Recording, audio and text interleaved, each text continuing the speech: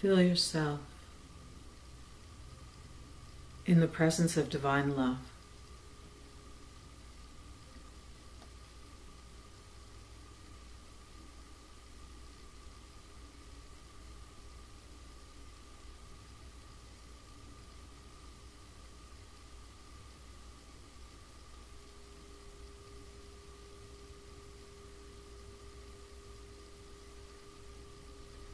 Know yourself to be an expression of divine love.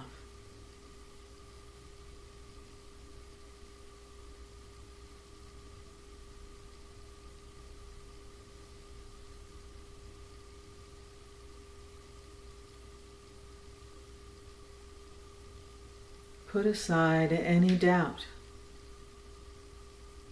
that you are loved.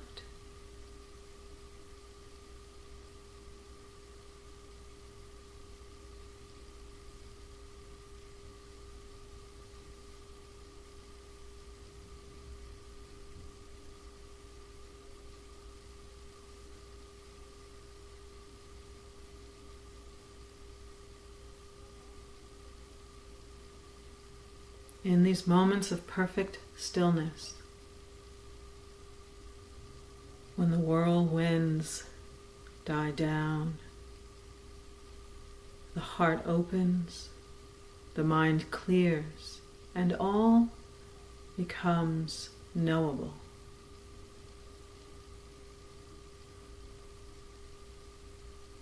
We put aside intellectual understanding, open to intuition and direct knowledge of our true being and of our relationship with the infinite. We are in it, of it, it.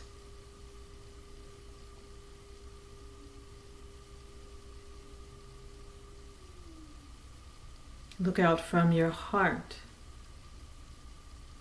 and embrace all people everywhere as a part of this emanation of the divine.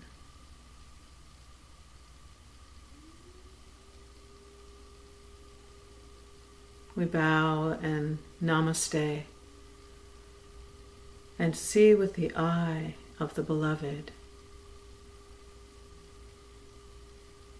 And then everyone and everything becomes the beloved.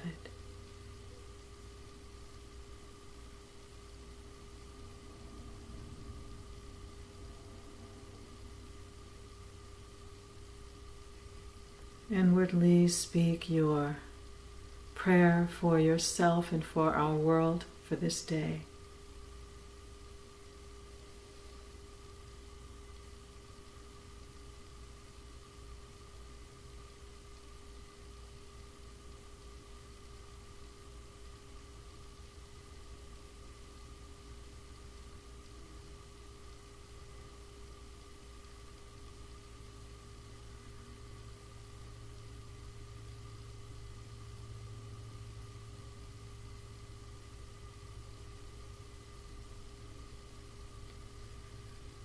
And as we chant Om together, feel your prayers being released and showering over everyone everywhere.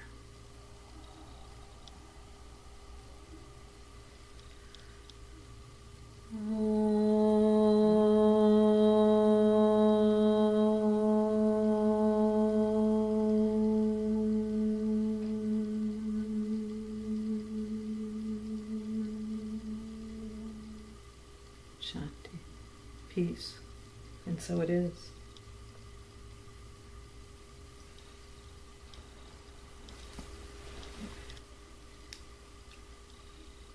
Oh, there you are.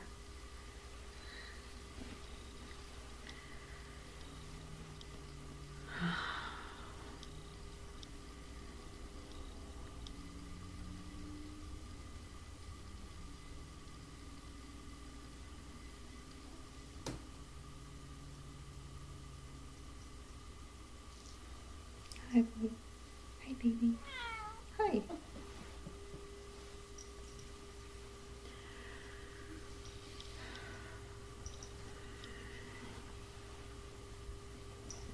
As you may have noticed, love is on my mind.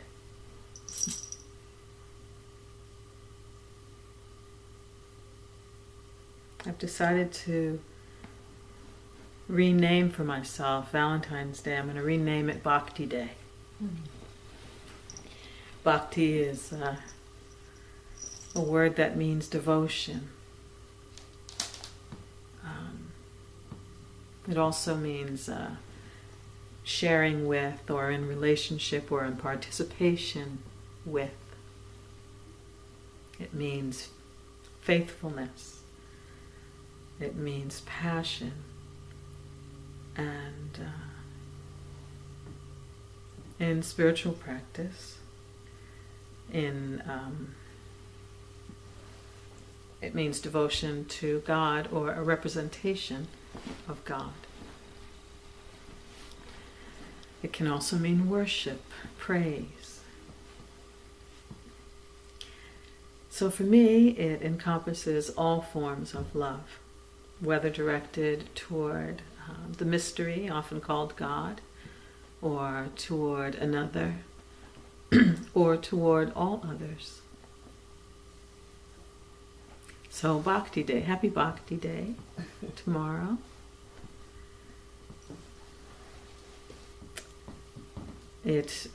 In our culture, it seems to be reserved for couples, or sending sweets to people, giving cards, whatever. But I'd like to practice it for myself as a day of devotion to the divine that I know is within me. Therefore, I can practice love of self. And I was thinking how beautiful it would be on Bhakti Day to create an altar that is both for God and for God in oneself. So that as we bow and lay flowers, or whatever we do at our altar, we can hold at the same time that we are bowing to the divine that lives within us. I have been thinking about that spark within us that is the mystery, that is always whispering little sweet things to us. Way in the background sometimes we can hear, oh, you're perfect, you're just beautiful, you're just divine exactly the way you are. Just a little voice, always, consistently, constantly, forever, speaking to us about who we really are. And sometimes when we're really connected, we can hear it loud and clear. And sometimes we get distracted by stuff going on, and we forget what this beautiful voice said, or we are too busy with our own intellectual ramblings to hear it. But I honestly believe that it's always there. It's always been there. Rabindranath Tagore, a great Indian poet, wrote, "Every child comes with the message that God is not yet discouraged with humans, or man or woman, or however they've written it, but that the Creator, or the source from which we all come, is not yet done creating these beautiful beings." Every child is an affirmation of that there is more love to give, more love to be received, more beauty to be expressed. And we keep being born and born and born into this world to continue that. It's a beautiful poem. I'm on Tagore today. Tagore wrote some of the most beautiful love poems that can either be to another or to God. This one I love. It's called Unending Love. And you can hear this however your heart hears it. I seem to have loved you in numberless forms, numberless times, in life after life, in age after age, forever. My spellbound heart has made and remade the necklace of songs that you take as a gift, wear around your neck in many forms, in life after life, age after age, forever.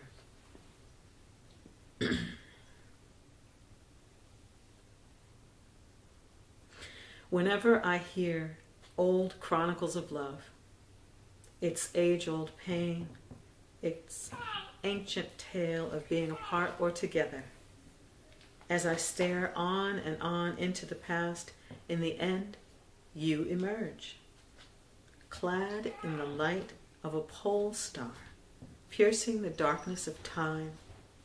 You become an image of what is remembered forever.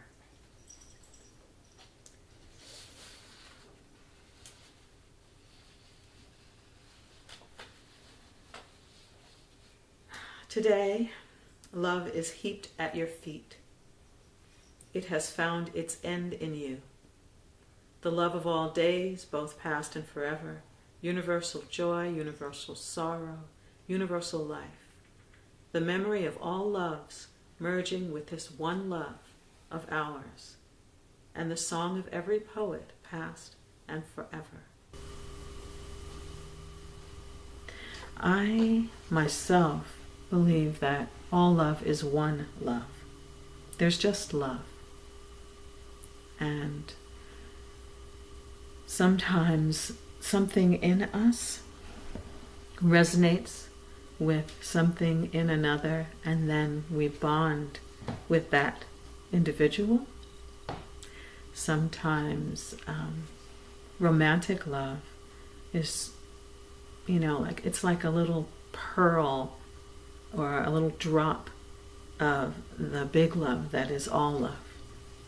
That is divine love, that is unconditional and always flowing, and that we are emanations of. But Bhakti love is almost love for the sake of love. Just an opportunity to shower love. So I think of the time when Nalini and I, and then Francisca, used to play in kirtan band, and the purpose of this kirtan was just to sing the names of the divine and just stir up our love more and more and more until it just overflowed, and then we'd be just wailing, and it was the most wonderful feeling. The reason why I recall when we were practicing together at like in worship service or something is because the crowd was so big and the energy was so big. But the thing I remember most is how long that feeling lasted afterwards. So I think you've all had an opportunity to chant with us and to know that it does something in you that lasts a really long time. And you can hear your own praise singing and singing and singing within you for quite some time. And so this bhakti, and this Bhakti Day that I intend to celebrate, and I'm going to have some people there to celebrate with me, is simply a day to pour out love on anybody and everybody who gets in my way. So I want to hear from you all about your experience of love in any way you want to talk about it. And I know that we all know about the unending power of love, and that love is forever. And anything you want to say about it, because the topic today is love. And I can think of no better topic for us to speak about until we all reach our end.